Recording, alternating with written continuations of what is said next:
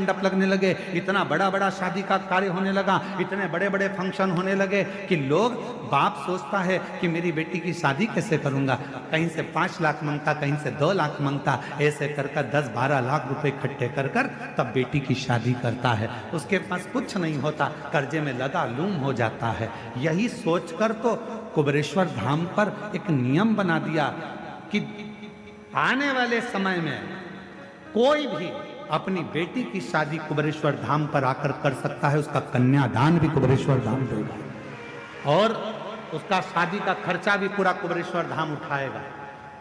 कोई भी कर सकता, इसीलिए नियम बनाया। पिताजी, इस कुबेर से मांगू मैं, ये अच्छी बात नहीं। मेरे पिता से मांगूंगी ना जो मांगूंगी। शंकर भगवान ने अपनी बेटी अशोक सुंदरी को गले लगाकर कहा, मांग, तुझे कन्यादान में क्या दूं, तेरी विदाई में मैं तुझको क्या दूं बेटी, मांग ले। अशोक सुंदरी ने गले लगकर भगवान शंकर जी से कहा, बाबुल, केवल इतना दे देना, तेरे मंदिर में तेरे शिवलिंग के आगे अगर कोई 1 लोटा जल चढ़ाने के लिए मेरे जैसी कोई बेटी आए, जो मांगे उसकी झोली कभी खाली ना रह पाए, बस इतना वर हो, बस इतना। इसलिए ये व्यासपीठ आपके सामने बार बार कहती है कि सारी समस्या का हल 1 लोटा जल। ये व्यासपीठ कहती है अगर कोई स्त्री, कोई नारी, कोई पुरुष, कोई बेटा, कोई बेटी, अगर जिंदगी में कोई बुजुर्ग भी है और उसके जीवन में तकलीफ चल रही है, दुख चल रहा है, कष्ट चल रही है, बीमारी से घिर गया है, बहुत बड़ा टेंशन सामने आकर खड़ा हो गया है, तुम हिम्मत मत हारना, तुम किसी के दरवाजे पर जाकर रोना मत ही, घर में से 1 लोटा जल भरना और आपके घर के पास में जो शंकर जी का मंदिर है वहां रोज जाना चालू कर देना। 15 दिन 20 दिन में तेरा दुख मिटना प्रारंभ हो जाएगा। वो हाथ पकड़ लेगा। शिव जी ने वचन दिया अशोक सुंदरी को, हे अशोक सुंदरी सुन, तू मेरी बेटी है, उसी तरह इस मृत्यु लोक में जन्म लेने वाला एक पुरुष, एक स्त्री मेरा बेटा और बेटी कहलाएंगे। जो नारी, जो पुरुष, जो बेटा बेटी मेरे दरवाजे पर आएगा और 1 लोटा जल समर्पित करेगा, वो जिंदगी में, अशोक सुंदरी, जैसे मैंने तुझे खाली नहीं भेजा, वैसे वो भी मेरे दरवाजे से कभी खाली नहीं जाएगा। दातार, तेरा संबंध एक बार मुझसे हो गया।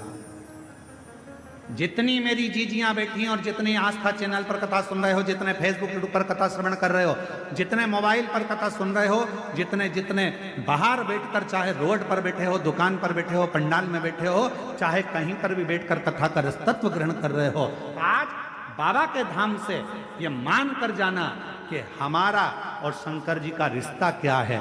शिव जी को आज से अपना पिता मानना और तुम उसकी पुत्री हो जाना, संबंध फिर देखो बनेगा। एक बाप और बेटी का रिश्ता सबसे प्रबल रिश्ता होता है, सबसे प्रबल रिश्ता।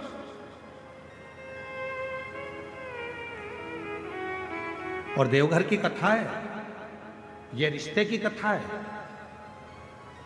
कितना विचित्र कथा है देवघर की, जरा सुनिएगा। शायद बाबा बैद्यनाथ की कथा आपने सुनी। क्या रिश्ता था?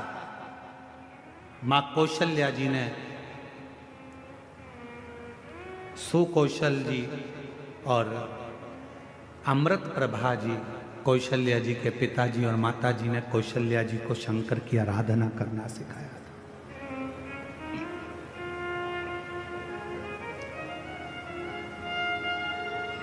कौशल्या मैया शिव जी की आराधना में लीन। कहते हैं, आनंद रामायण वर्णन करती है कि कौशल्या मैया 1 मिनट भी शंकर की भक्ति के बिना रह नहीं पाती थी। भाव की इतनी शुद्धता थी मां कौशल्या जी की। फिर वही बात आ गई, रावण ताव से शिव जी को भजता था और कौशल्या जी भगवान शंकर को भाव से भजती थी। भाव से भजती। एक दिन रावण ने सभा बुलाई, सारे ग्रहों को बुला लिया, सारे देवताओं को बुला लिया।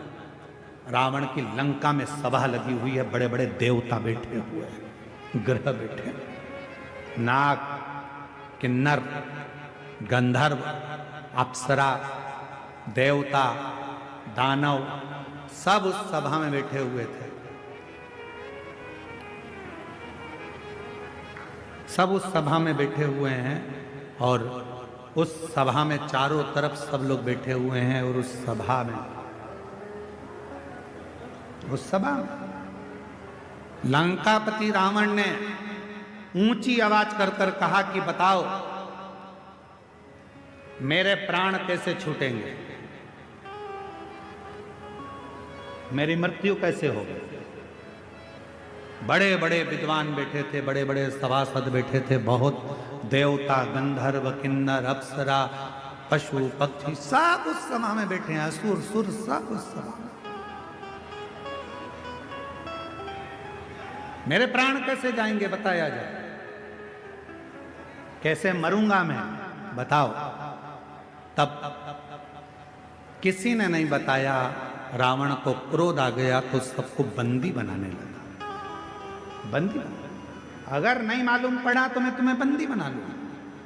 तब ग्रहों में ग्रह, सारे ग्रहों ने रावण से कहा, रावण तुम्हारी मृत्यु कौशल देश के राजा सुकौशल जी की जो लड़की है कौशल्या, उन कौशल्या माता के गर्भ से एक बड़ा विद्वान, शूरवान एक पुत्र पैदा होगा, जन्म लेगा।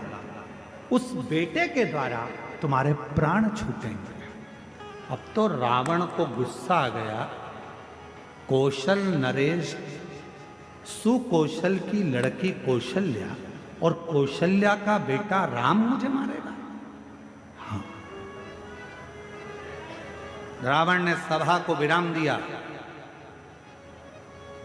अपने गुप्तचरों को बुलाया। मेरी मृत्यु नहीं होना चाहिए, उसके लिए क्या करा जाए। एक ही काम है, कौशल्या को अपने यहां ले आ। जब लंका में माता कौशल्या आ जाएगी, कौशल्या अगर लंका में पहुंच गई तो उसकी कोई संतान नहीं होगी, संतान नहीं होगी तो तुम मरोगे नहीं। रावण ने उसी समय पर अपनी सेना तैयार कर कर कौशल राज्य में पहुंच गया और सुकौशल राजा के पास जाकर रावण ने हाथ जोड़कर प्रणाम किया। रावण उस समय पर शिव की आराधना नहीं करता था। बाबा वैद्यनाथ की कथा चल रही है, जरा सावधानी से सुनिएगा।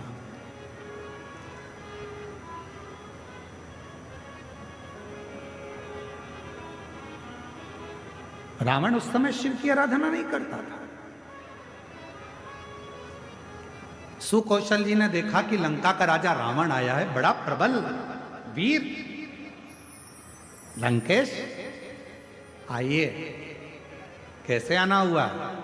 सुकौशल जी ने जब पूछा तो रावण ने कहा कि हमको आपकी बेटी कौशल्या चाहिए। आप अपनी पुत्री कौशल्या को लंका ले जाने की आदेश दें।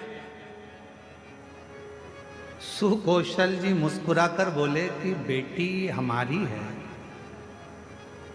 पर हमारी बेटी की आज्ञा के बिना हम कोई निर्णय नहीं ले सकते। कोई, मेरी बेटी की आज्ञा के बिना मैं कोई निर्णय नहीं ले सकता।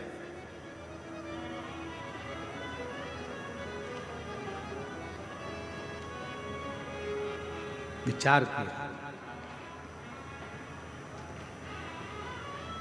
रावण ने पूछा तुम्हारी बेटी कहां है।